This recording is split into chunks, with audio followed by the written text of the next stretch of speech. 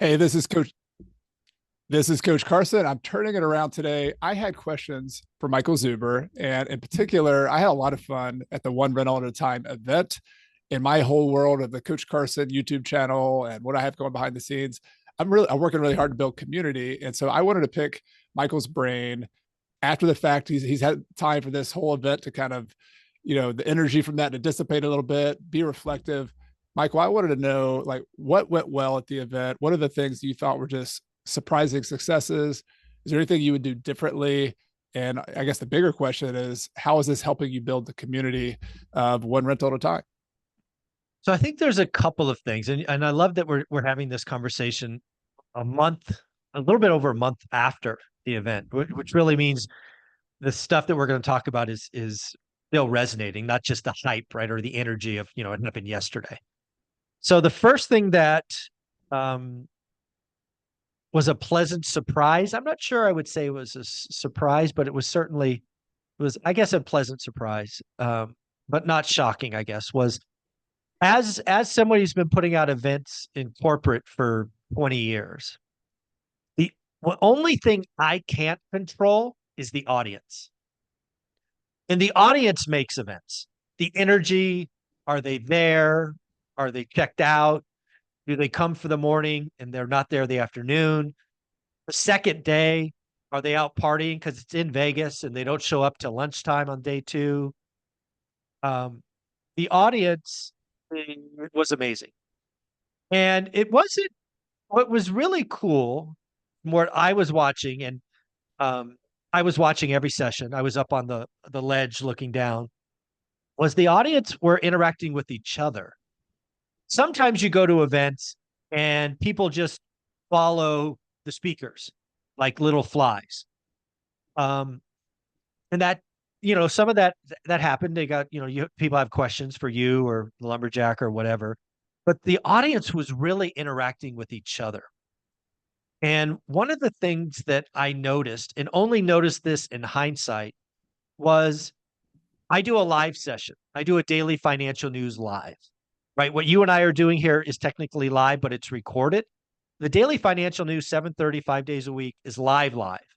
And if you ever join one of those, there's somewhere between 100 and 150 people joining. Like it's there, like 7:30 on the dot, Zuber starts, I'll be there. And they interact with each other. Like this morning, like All Nighter Hider or Den or all these other folks that come on every morning. And they were connecting in real life. It was amazing. And Is there something yeah, you can do as the leader of an event? And so, yeah, some of my questions are the craft behind it, but part of it is just you have pretty cool fans who are following this and interacting with each other. But what can you do as the event hoster, both live and also the financial news, to encourage that? yeah. So I think there was one thing that anybody could replicate is make it a celebration, right? The event was a celebration of 50,000 subs. So people knew that they were coming to celebrate something. It wasn't just a conference, right? It was a celebration. You were a part of getting us, the audience was a part of getting here, and they wanted to be the celebration. Um, that is something really to think of if you were going to put on something, is to make it a celebration. And we talked about it. We talked about that event, 50,000 subs for 2.5 years, casually. Like it's coming. We're at 18,000. We're at 22,000. We're at this. We're at that. So a lot of the OGs who've been around since day one, they saw the journey, and they want, like, I don't remember the exact number, but let's just say we had 400 tickets. More than half the tickets were sold out in the first week. Mm. These people have been planning to go for years. So I thought that was pretty cool. The other thing, I think this is just my looking from the outside in, I think you do a good job of making it about people other than you. Obviously you're the center of the hub here, but people feel part of the audience, from the terminology to the way you frame the show, the way you bring other people in. I think people want to belong to something that they have a role in, whether that's a small Yeah. role or a bigger role. I think that's really smart, something you've done well. Yeah, I appreciate that. And I want to be clear on that. My channel would not exist today if it was just Zuber as a talking head. The only reason this channel still exists is because I have, I don't know, 15 to 20 millionaires that come back every week. You and I talk 9 o'clock Tuesday Pacific for 30 minutes. You count on it, I count on it. And we have no agenda. We're both go-givers and we're both tackle one topic and go. So the channel is all of us. Yes, I might be at the hub of it, but the millionaires make the channel because we've all have different experiences and we all attract different people.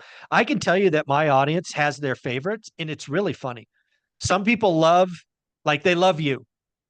Other people can't stand you, right? For whatever reason, there's no click, there's no mesh, there's no synergy. Yep. But then they'll like someone else. And that's the beauty of this is good news is if you just wait a couple hours, a new video will come out with a new person. Yep. So it's all of us. And that's really what the celebration was about, was getting people who are big parts of the channel some time in the sun. And I hope people took your picture. I hope you blew up on Instagram. I hope you autographed books. I hope you sold books. Like, I hope if you checked your Amazon or Bigger Pockets or whatever that works, you sold a lot of books after the event. There's definitely a lot of energy. Yes, sometimes it's hard to measure directly, but there's a bump, and there's also I see people following up on my own videos who I recognize from the event, who I've seen on your channel. So that's awesome. Definitely a net positive for sure. Yeah, and I think that's the thing. You're going to do a community. I really think it's tough to do it as a person. I think if you're going to have a community, especially in a niche like real estate, you are better served not trying to be the only one. Yep. So again, I love the fact that, 20 some millionaires come back weekly to have a conversation. To you, it's only a half-hour commitment, but to the audience, it's like, I get time with Coach this week. Right. And there are people that look forward to it. I'm learning, and my style and my channel has its own kind of niche and own, little more like here's you're going to a fun classroom, and here, this week we're going to talk about this, and a little more it's just education focused. Mm-hmm. But something I've learned from your channel that I'm trying to implement is having almost like a recurring TV show where you have, I'm coming back on your channel every month.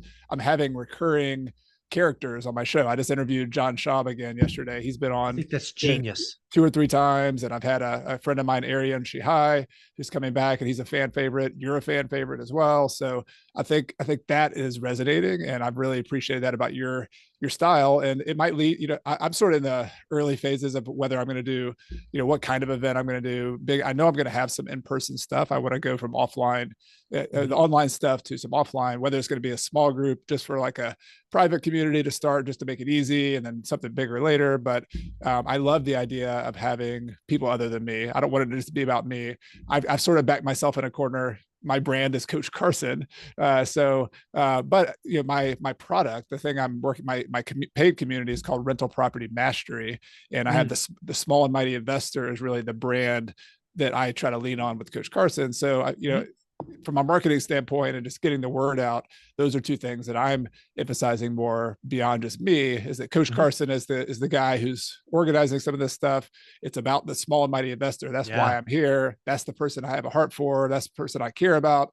And then Rental Property Mastery is sort of my style. It's about rental properties. It's about mastering the details. It's about the long-term journey of mastering these, instead of just fly by night. What's the latest strategy? Like actually, being an expert, being good at this stuff, and having freedom because of that. So that's what I'm playing around with that. How do you build a community around that? Yeah. The other thing that I've done, again, everything I've done with this social media, this brand, is by accident.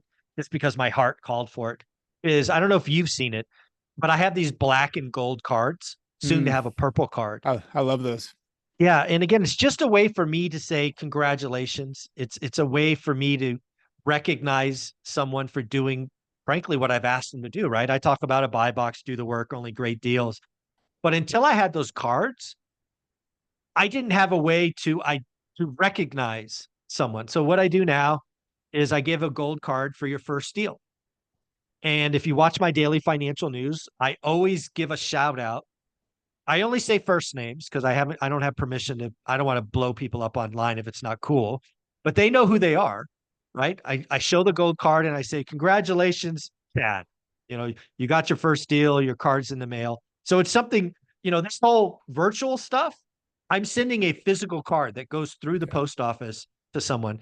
And then the black cards, you can get as many black cards as you want. I've had people get 20 plus black cards.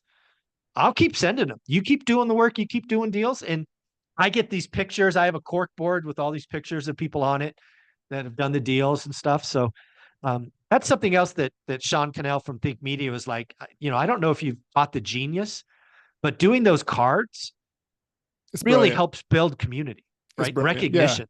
Yeah, I think everybody's online now, but we still want physical, and that to me the event was a manifestation of that. But those cards is a simple kind of a low barrier but meaningful way to connect with people physically. I love it. Yeah, I think it's just it's one of those things that I didn't know how powerful it was until after I was already doing it for a long time, and yeah, people love them. I mean, I see pictures, and the cards are all beat up, right? Because the card goes through the mail, but they're just so happy to get them, and they'll take a picture and they'll tag me on Instagram. It was pretty awesome. But I think I've done plenty of virtual events. I mean, I think the pandemic forced all of us to do that. There is nothing like an in-person, in real life event for energy, for feedback, what is working, what is not working, what people have questions. And you really feel the heart of the community in real life. You don't get that as much virtual.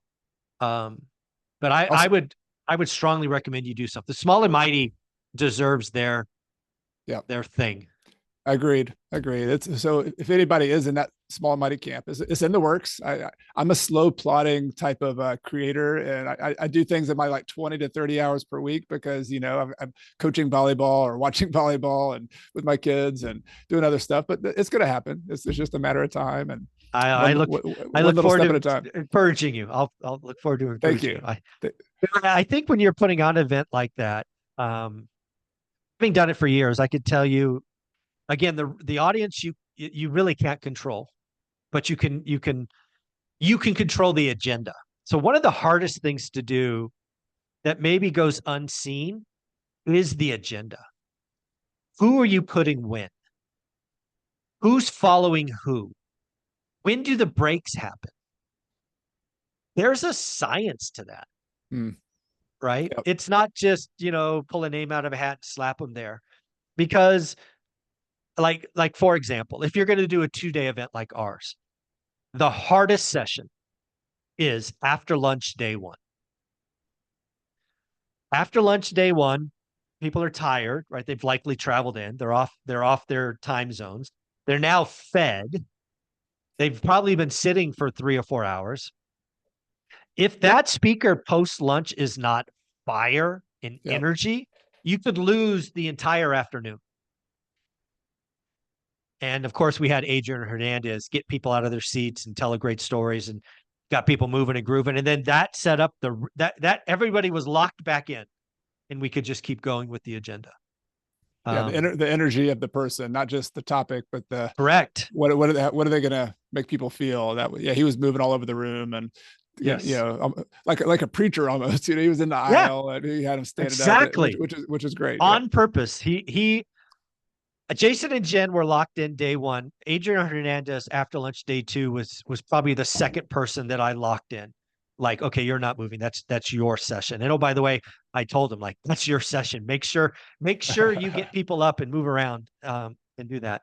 The other thing that I'm going to do different next year, that again I didn't value, was the networking at the breaks.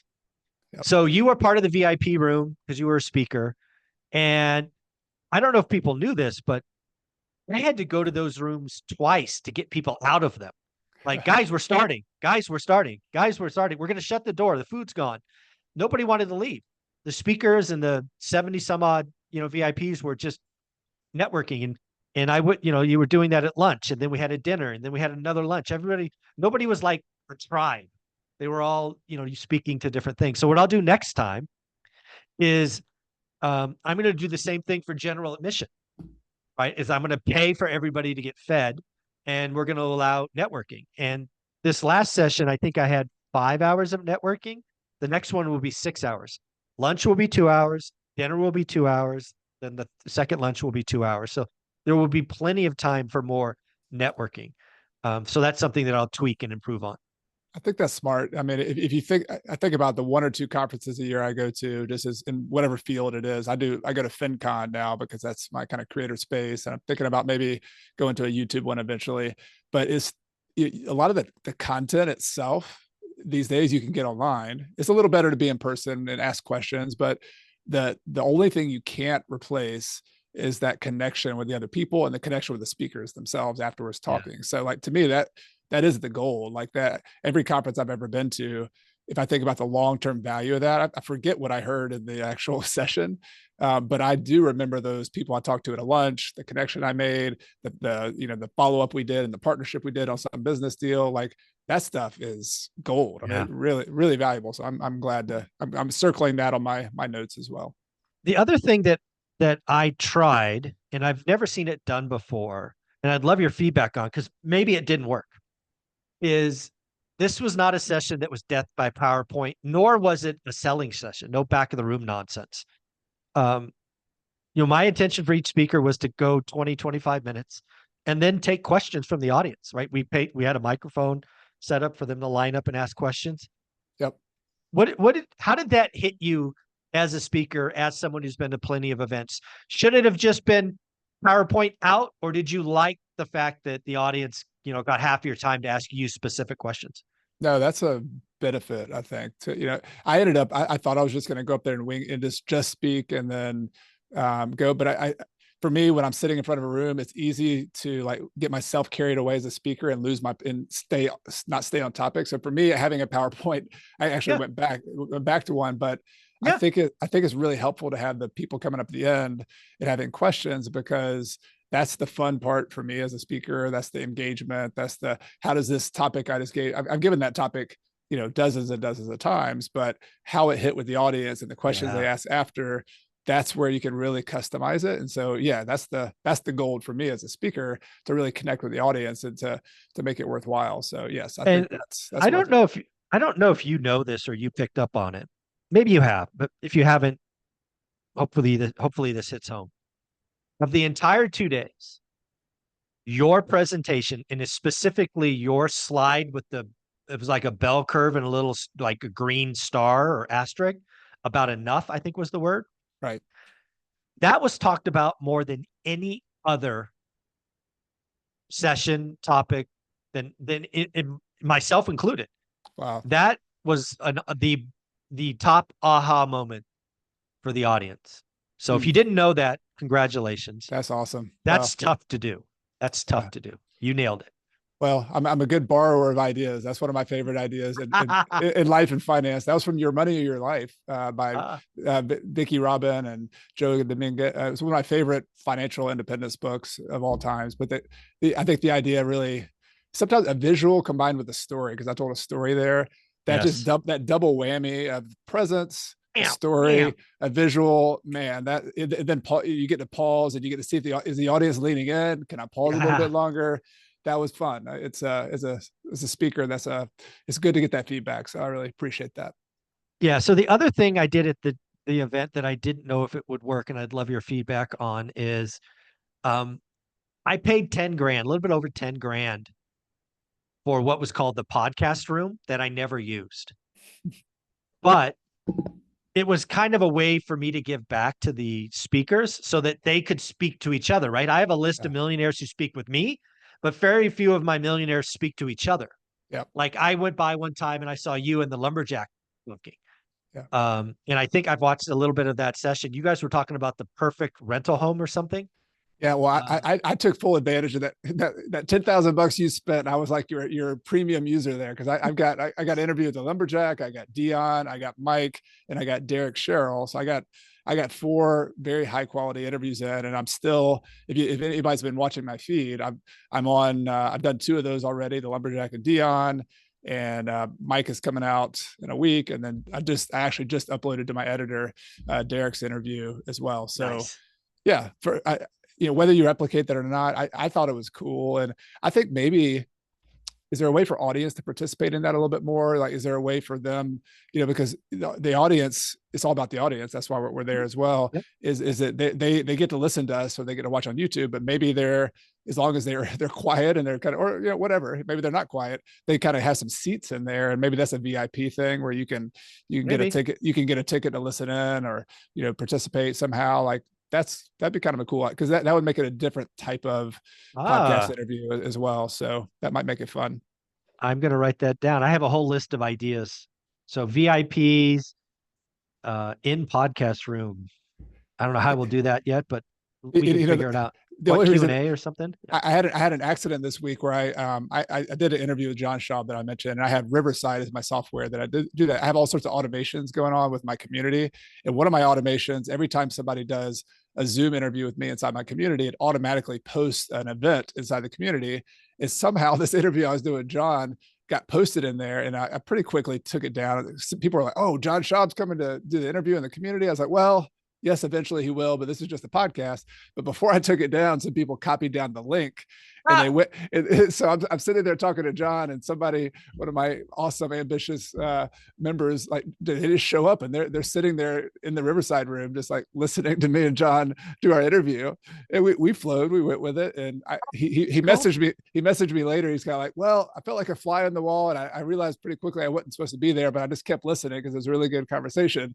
And I said, "That's awesome. That's very." That's fine. It kind of gave me that spark of like, people might like listening to a live podcast here or there. So maybe that idea will work somehow. I think I'm just playing with it. Podcast room we had is small, but yeah, we can make it a VIP perk. We can let them pick one to be a part of or something like that. Yeah. Yeah, I think we could do that. I think we do something.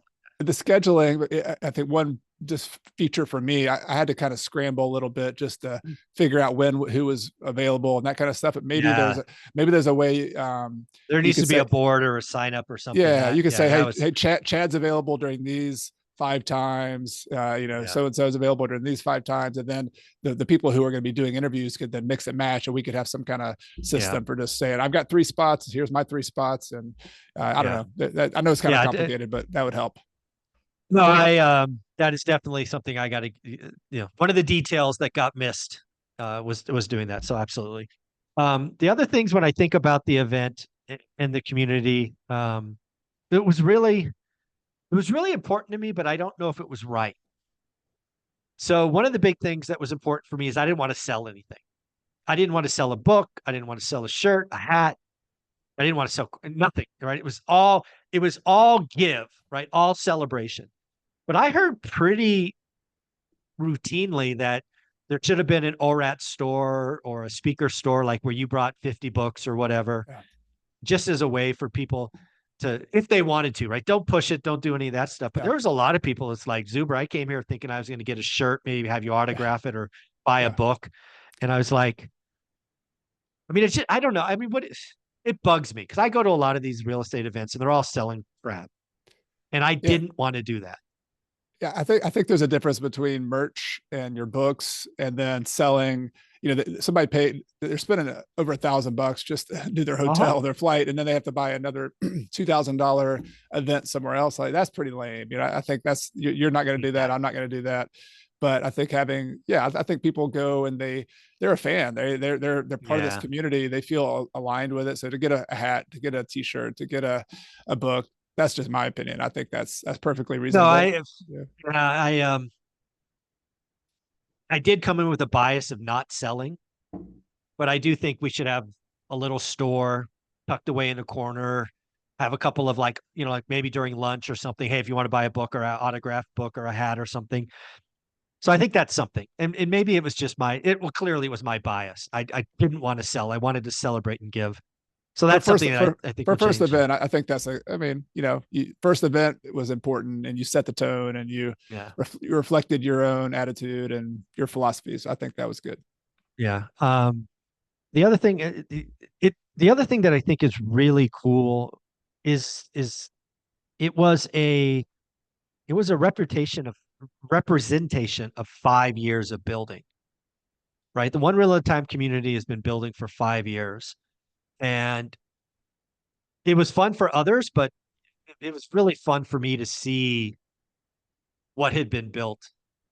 And it really is a community. There really is a community behind One Rental at a Time. And it's, in my opinion, the community is positive, willing to do the work, willing to help each other, believes it's possible. And they're just generally positive people. And I love everything about the One Rental at a Time community. It was really and you know what's really shocking? I don't know if many people picked up on this. Olivia, my wife, has never been on the podcast, never been on the show. She wants nothing to do with it. She was at the event. She was coming to the event day one for a couple of hours. She stayed the whole day. And then the second day, she came for the whole day. She was the one pushing me after day one that we got to do this again. Mm. And here's a little secret that not many people know. She wants to speak next year. She is very likely going to be the speaker day 2 after lunch. I can tell you now, subject to change, because she could change her mind, and I'm not going to force her. But she wants to get up on stage because the audience was amazing. She had lots of great conversations. We shouted her out so people knew what she looked like. And she said she talked to 50 or 60 people, and they were all just warm and loving and congratulations and thank you, thank you, thank you. And so to see Olivia just enjoy it that much was a huge blessing. The community is awesome. That's really cool. Yeah, I know as hard as I've had getting my wife to come on the podcast twice, it was a uphill battle. I thought she did really well and it was fun, but yeah, I think Olivia would be great to hear her speak, and I think people would want to hear her perspective. And just ask her questions, right? I've talked about her for 5 years. I mean, I can only imagine the questions that the audience will ask. So yeah. Well done. You sold your wife on the event after the fact, so that's very good. For a couple of hours, just come see. Yeah, I just want to say congratulations too. I guess that's my feedback is I wanted to take notes. It was a great experience. I think that the 5-year perspective to me is the big deal. Is that as a fellow creator, you start talking to this camera. I started writing on a blog. I literally also had no idea where this was going. But it becomes the people in the community, these names on a YouTube channel that you read consistently, or the emails you get from people, to know that, hey, these are real people with a glue of values and vision and goals that we share in common. That's special. Like that in the world we're in, to have something that's semi-positive and also, is a glue, and people are working together and doing something together to make their lives better and make other people's lives better. Like, that's amazing. Like that's something to be congratulated. So I want to congratulate you on it, because it's not easy to do. You've done the work as a creator, and I think it's pretty cool and I'm not surprised that the event was a big success, but I think it's not easy as someone who's doing it behind the scenes as well. Yeah, it's not easy at all. And the other thing, I don't know that the audience, you and I will know this, but we'll share with the audience. I actually invited you to the event, and you initially declined. It's like, no, I've already been to this event and that event, and this, that, the other. And I think it was like 3 weeks later, you're like, my heart is telling me I have to come. Yeah. And I thought that was pretty cool. Yeah, it was the practical side of me. I actually turned down 2 or 3 other events this spring, and I was happy I did, because just being home with my family, and I got a lot of stuff going on, and it can interrupt your creative flow if you got projects. But I think the community aspect of it, and also just respecting what this is all about. I think there's a lot of good events out there, but the message behind the community and what it's all about, what you're all about, really resonates with me. And I see a lot of overlap, hopefully, with the small and mighty investor community, and what I'm trying to build there. So yeah, as a student who's learning how you do things, and also as someone who's trying to help other people and teach, it was a lot of fun. No, I was so glad. And I actually think it was really cool that your gut reaction was no, just, because you had life going on. And then you called me back, like I think it was in the evening or late afternoon, early evening. It's like, you still got a spot. I think your exact line was, my heart is telling me I have to come. Yeah. I'm like, of course, I'm group. Yeah. It was after a long walk or something. I said, all right, let's do this. Come on. Come on. I got to do this thing. So it was amazing to have you there. And thank you. Yeah, it's community. It's funny on this social media thing. There's a lot of talk about vanity metrics, subs, views, watch time. And if you're coming at this because you want to make YouTube revenue or YouTube income, those are your things. Yeah. What I can say about you, small mighty investor, myself, and one rental at a time is I don't care about any of those things.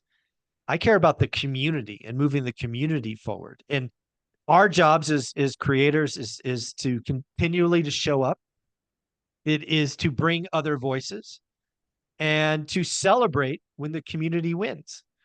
And now 5 years later, it does build its own momentum and comes easier, but it takes time to build. Yep. You know, it takes time and consistency and showing up on bad days. I mean, I remember, wow, this is going back. Um, so I had a streak of doing the daily financial news. I think at the time it was 3 years in a row. So almost 1,000 days, 7 days a week. Amazing. And I had I lost a dog named Jimbo. We'd been on the channel. He was really old. He's like 15, but we had to put him down because he was suffering. And I got up the next morning to do a show live, and I start bawling. And I had to shut it down like 90 seconds or two. I just couldn't do it. I just Mm. couldn't do it.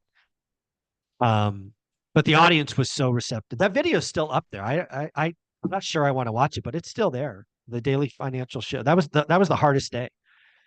But you got to show up on the bad days too. Yeah. And I think the audience appreciated me giving it a try. Right.